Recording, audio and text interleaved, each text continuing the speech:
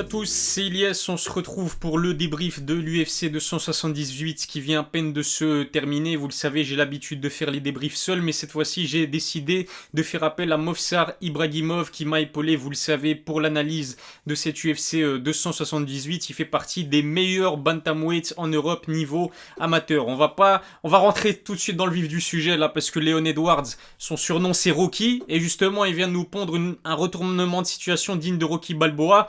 Il s'est imposé sur KO au cinquième et dernier round contre le numéro 1 pound for pound, Kamaru Usman. Alors Mofsar, j'espère que tu vas bien. Et première question, c'était quoi ta réaction quand t'as assisté à ce KO incroyable? Déjà, ça va très bien. Euh, Moi, déjà, je me suis dit, c'est comme je l'avais dit. Je me suis dit, ouais, logique. Au premier round, il m'a surpris un peu. Je me suis dit, mais la suite, logique. Kamaru, voilà, cardio au top, force au top, habitué au championship rounds. Je me dis, c'est bon. Et là, il nous a fait un truc. 1 minute de la fin du combat. Gauche, droite, il se penche sur le côté, high kick.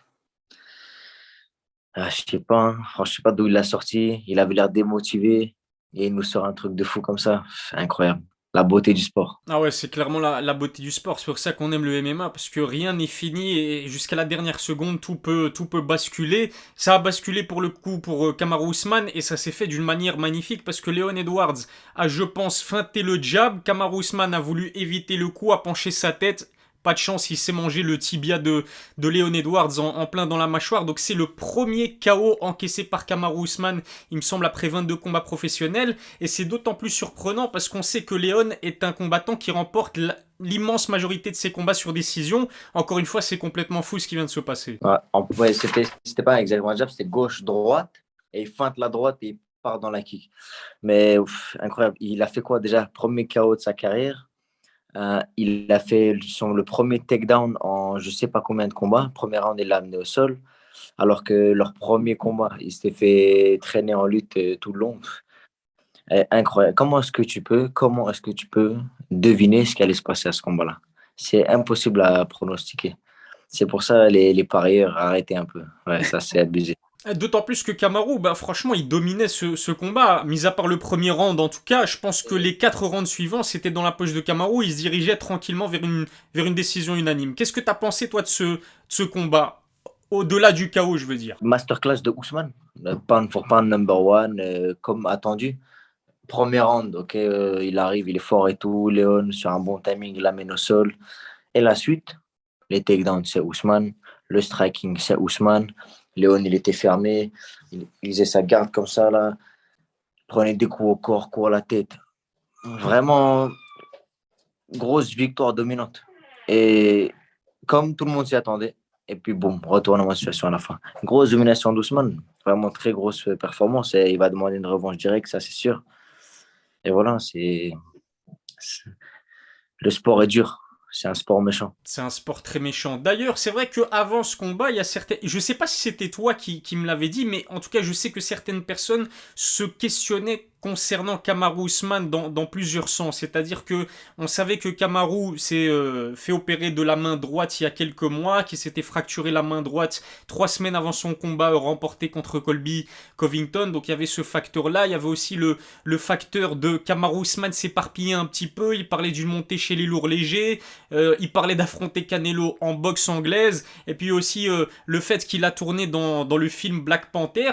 Est-ce que tu penses que, pour revenir à la métaphore avec Rocky, il s'est pas peut-être embourgeoisé dans un sport aussi cruel et aussi sans pitié que le MMA? Ça pourrait peut-être expliquer cette défaite surprenante. Franchement, je pense pas. On pourrait croire, parce que quand on voit sur les réseaux et tout, tu vois, ils parlent, hein, là. Mais quand tu regardes le combat, en vrai, il était méchant, regard énervé de A à Z, du début à la fin, concentré, il rigole pas. Même dans le coin, Trevor Whitman, il rigole avec lui, il fait tranquille, c'est pas grave, t'as fait une erreur au début. Il est là, il rigole avec lui. Ousmane, pouf, mur, pas de sentiment. Il était concentré, tu vois, il n'avait pas pris la grosse tête, il n'a pas regardé de haut. Je pense que c'est juste voilà, un coup un peu de malchance pour Ousmane, parce que bon, c'est quand même amené avec de la technique.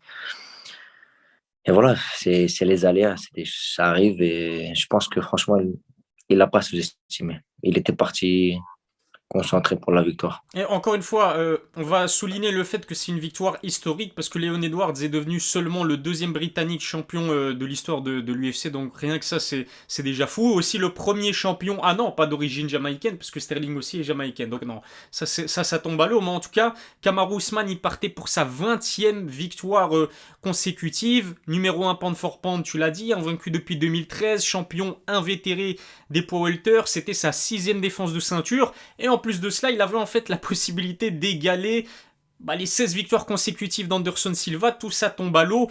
Cette défaite, elle va lui faire très très mal. Elle sera très dure à encaisser. Non, très dur. Très, très dur. Il va... Je pense qu'il est dans le déni encore. Il va lui falloir du temps, là. Ouais, franchement, je ne sais pas comment tu dois te sentir à ce genre de moment-là. Les émotions, c'est comme n'importe qui ressent la déception, mais en 1000 fois pire. Tu prends la sensation que tu as quand tu prends une amende, et ben, tu fais fois 1000. Et c'est ça qu'il doit ressentir. Punaise. Franchement, le pauvre. Des fois, il me saoule un peu quand il parle trop, mais là, j'ai de la peine un peu. C'est aussi la différence entre un striker qui a progressé comme Kamaru Usman, et un excellent striker, peut-être même un striker de très haut niveau comme Leon Edwards. On a vu là la différence. Le high kick favori de plein de gens. Tu regardes Whittaker, par exemple. Gauche, droite, high kick du même côté. Euh, c'est un high kick qui rentre très, très bien. Et le fait de là, se rendre compte que sa tête, elle partait, c'est qu'il analyse, il voit. Donc, c'est pas quelque chose envoyé au hasard. C'est ça qui est très fort. C'est pas, il regarde son menton et hop, il envoie sur la cible. Il fait ça, la tête, elle va aller là, il envoie la jambe. Voilà, il envoie dans le futur. Tu vois ce que je veux dire? Il envoie la gauche, il le fait partir, et hop, il envoie la jambe dans le chemin. Parce que la jambe, elle part pendant qu'Ousmane il vient. Il n'a pas attendu que sa tête, elle soit là. Donc, ouais, c'est du striking avancé. Et c'est surtout le saisi de l'instant. Tu vois, il a saisi le bon moment. Et c'est ça qui est vraiment très, très difficile. Ah non, c'est vraiment incroyable. Franchement, je pense que c'est la plus grosse surprise de l'année. Très clairement, Kamaru Usman n'avait jamais été mis takedown. C'est fait. Kamaru Usman n'avait jamais perdu sur KO. Ça c'est fait. Numéro 1 pound for pound, tout s'effondre, et ça vient en plus de Leon Edwards, encore une fois, qui est un combattant qui n'est pas réputé pour être un tueur, un finisseur. Donc voilà, franchement, je pense qu'on a fait le tour de ce main event incroyable de l'UFC 278, à part si tu as envie de rajouter quelque chose, Mofsar. Moi, j'aurais juste voulu voir la cam de la réaction de Hamzat et Nate Diaz. J'aurais bien aimé voir leur réaction. Mais ouais, on a fait le tour, hein. Qu'est-ce que tu vas rajouter? Ah non, c'est vraiment incroyable. Dites-nous ce que vous avez pensé de ce combat dans les commentaires. Je te propose de passer au débrief d'un autre combat aussi intéressant. Vraiment, c'était super intéressant, super divertissant. Tu vois où je vais en venir. Le Common Event entre Paulo Costa et Luke Rockhold. Moi, personnellement, je pensais que Paulo Costa allait rouler sur Luke Rockhold, l'emporter sur KO deuxième round. Luke Rockhold a montré des signes incroyables de fatigue, mais il nous a régalé quand même. Mais je comprends. C'était quoi cette UFC? Je comprenais pas, moi. On rigolait, on était mort de rire. Patrick et moi, on était mort de rire. Le crocodile, il était là, il s'arrêtait. Tu vois, mais on dirait c'est un sparring partenaire qui a commencé à 2 semaines. Il s'arrête, il fait, il souffle, il saigne, il se met son sang dans la bouche. Au dernier round, il met un takedown, il frotte son sang sur lui. Mais c'était quoi? Il met un coup, il le pousse. Je comprenais rien. Même moi, je pensais que Costa allait rouler dessus, mais Costa était fatigué. Ah, je sais pas, franchement, je comprends pas comment. Je reviens à ce que je disais tout à l'heure. Comment tu veux pronostiquer ce genre de combat? Comment tu peux savoir ce qui va se passer? Non, incroyable. Déjà, Luc, il arrive avec une chaussette. Ouais, laisse tomber. Et la fatigue de Paulo Costa, dis-moi si je me trompe, Mofsar, donne-moi ton avis, mais je pense qu'elle s'explique par le fait que Paulo Costa était convaincu qu'il allait mettre assez facilement Luke Rockhold de KO. D'ailleurs, en interview d'après-combat, il a dit qu'il était étonné par la solidité quand même de Luke. Est-ce que tu penses que c'est ce qui peut expliquer la fatigue de Paulo Costa, qui est beaucoup plus jeune en plus que Luke Rockhold, et plus actif aussi? Je pense qu'il y a de ça. Le fait d'envoyer tout le temps à fond pour endormir quelqu'un, c'est vrai que ça demande beaucoup d'énergie, ça fatigue. Mais et il y a aussi ce côté où il est très musclé. Et c'est ça. Et les muscles, ça demande beaucoup d'oxygène. Donc, l'oxygène, voilà, c'est ça qui fait, c'est ton carburant, tu vois. Donc, s'il brûle beaucoup de carburant et fatigue, Il y a beaucoup de choses. Ça dépend comment son cut s'est passé. J'aimerais bien savoir parce que franchement, j'arrive pas à déterminer d'où elle vient la fatigue. Peut-être qu'on n'a pas vu, mais il s'est fait toucher au corps. Parce que tu regardes, Luc, il est fatigué, il n'en peut plus, mais il envoie des coups de pied retournés. Ouais. Il envoie des high kicks de fou. Des coups énergivores au lieu d'envoyer un gauche-droite. Et des coups de pied retournés, back fist, takedown. Il fait quoi à un moment donné? Il marche comme ça. Puis il rentre un takedown. Ah ouais, incroyable. Non, c'était trop fou, je comprenais rien.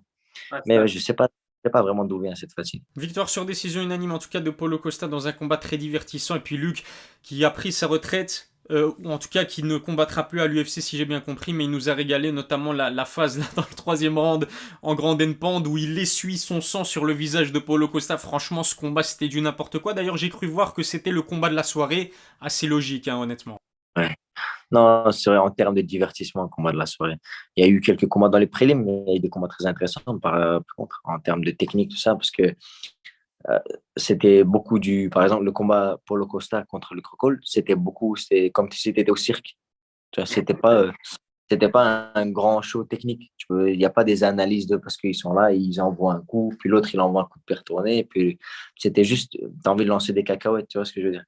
C'est divertissant, il frotte son sang sur lui, mais en termes de technique, il y avait des très beaux combats chez les prélims, mais chez les légers et tout ça. Ah ouais, si on parle de divertissement, Fight of the Night, bien sûr, tu donnes à celui-là. Et le chaos de Léon aussi, bien sûr. C'est clair et net.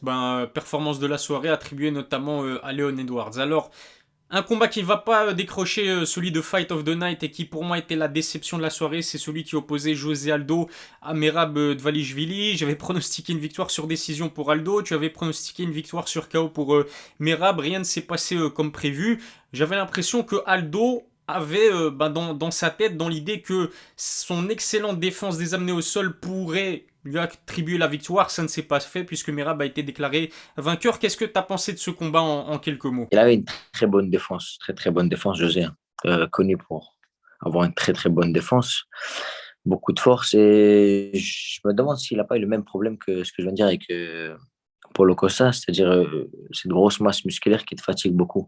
Parce que lui aussi, il n'y a pas eu tant d'action que ça.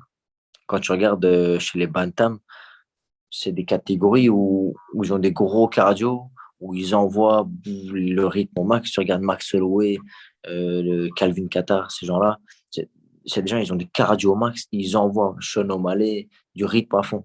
Et là, pas tant de rythme que ça.